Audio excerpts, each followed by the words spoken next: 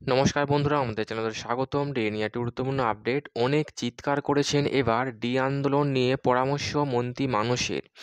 তো বন্ধুরা, ডি সংক্রান্ত আপডেটটি নিয়ে আমরা স্টেপ বাই স্টেপ আলোচনা করব। তো অবশ্যই আপনারা ভিডিওটি স্কিপ না করে অবশ্যই পুরোটা দেখবেন। তো তার আগে বলে রাখি, যে সকল বন্ধুরা আমাদের চ্যানেলে নতুন, আমাদের চ্যানেলটির পাশে সাবস্ক্রাইব বাটন, সাবস্ক্রাইব করার পর পাশে যে বেল আইকন সেটিও প্রেস করবেন। লেটেস্ট ভিডিও আপডেটগুলি সবার আগে পেয়ে যাবেন। দেখে নেব আজকে ডি সংক্রান্ত গুরুত্বপূর্ণ আপডেটটি।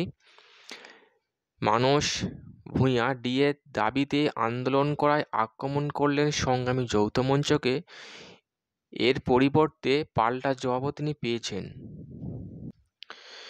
বিডিও অফিস থেকে বিএলআরও অফিস, এগ্রিকালচার অফিস বহু জায়গায় ঘিরে রেখেছে কোঅর্ডিনেশন কমিটি। রাজ্যের মন্ত্রী মানস ভূঁইয়ার নিশানায় বাম সমর্থিত সরকারি কর্মী সংগঠন ডিএর দাবিতে আন্দোলন করায় আক্রমণ করলেন সংগ্রামী যৌথ মঞ্চকে। এসছে পাল্টা জবাবও। কি বললেন মন্ত্রী?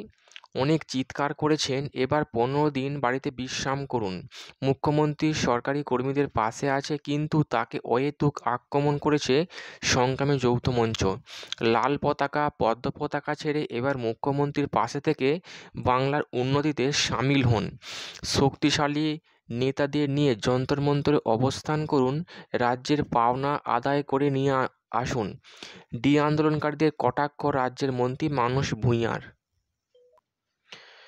তৃণমূল বিধায়ক ও জলসম্পদ উন্নয়ন মন্ত্রী মানস ভূঁইয়া বলেন, আমার সরকারি কর্মীরা এখনও অনেক জায়গায় কোঅর্ডিনেশন কমিটি ঘিরে রেখেছে, বিশেষ করে BDO office, BLRO office, BLD office, agriculture office.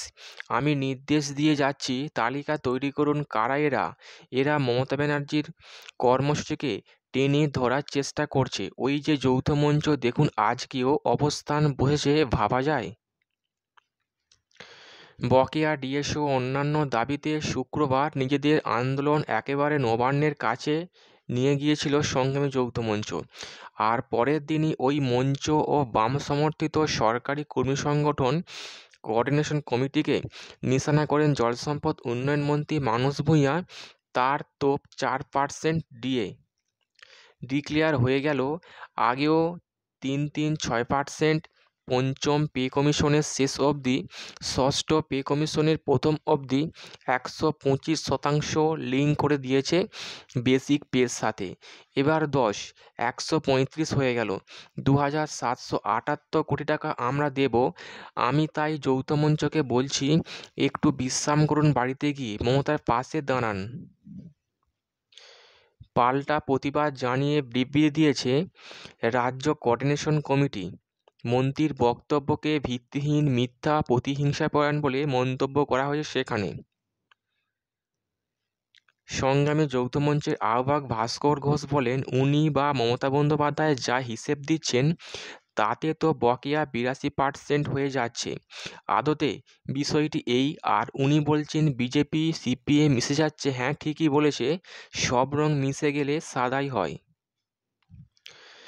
শনিবার উত্তরবঙ্গের 3 জেলা কোচবিহার, আলিপুরদুয়ার ও জলপাইগুড়ি মিলিয়ে পশ্চিমবঙ্গ রাজ্য সরকারি কর্মী ফেডারেশনের কনভেনশনে উপস্থিত ছিলেন মানস ভূঁইয়া। সেখানে সরকারি বিরোধী বিভিন্ন কর্মী সংগঠনের পাশাপাশি বিরোধী দলগুলিকেও নিশানা করেন তিনি। তার তোপ, জলপাইগুড়ি শহরে এসে আমি ফেডারেশন, ঘরে গিয়ে আমি সিপিএমের কমরেড, কোচবিহারে এসে আমি ফেডারেশন, আমি মাথাভাঙায় গিয়ে বিজেপি, আলিপুরদুয়ারে এসে আমি ফেডারেশন, জয়গাঁওতে গিয়ে আমি বিজেপি। চলবে না, চলবে না, চলবে না। মন্ত্রীকে পাল্টা জবাব সিপিএম বিজেপির। সিপিএমের রাজ্যসভার সাংসদ বিকাশ রঞ্জন ভট্টাচার্য বলেন, দেখুন, মানস ভূঁইয়া বা ওই জাতীয় নেতারা যাদের নীতি আদর্শের প্রতি কোনো বিশ্বাস ভরসা নেই, তাদের নিজেদের যখন বেতন বাড়ে তখন সেই বেতন নেওয়ার জন্য হাত কাঁপে না। 4% ডিএ দেওয়া নিয়ে তার তোপ, মুখ্যমন্ত্রীর ঘরের ব্যাপার না কিনা যে তার বয়ান থেকে লজেন্স বের করে দিলেন, এটা একটা তার আইনি পাওনা। সরকারের প্রধান হিসাবে তার তো হিসেব রাখার উচিত ছিল যে ডিএ দিতে হবে। সেসব না করে তিনি খেলামেলায় বিজ্ঞাপনে খয়রাতি করছেন। তো বন্ধুরা, এই ছিল ডিএ সংক্রান্ত গুরুত্বপূর্ণ আপডেট। কেমন লাগলো কমেন্ট করবেন, লাইক করতে ভুলবেন না। ডিএ সংক্রান্ত পরবর্তী আপডেট পাওয়ার জন্য আমাদের চ্যানেলটিকে সাবস্ক্রাইব করে রাখবেন। থ্যাংক ইউ বন্ধুরা ভিডিওটি দেখার জন্য।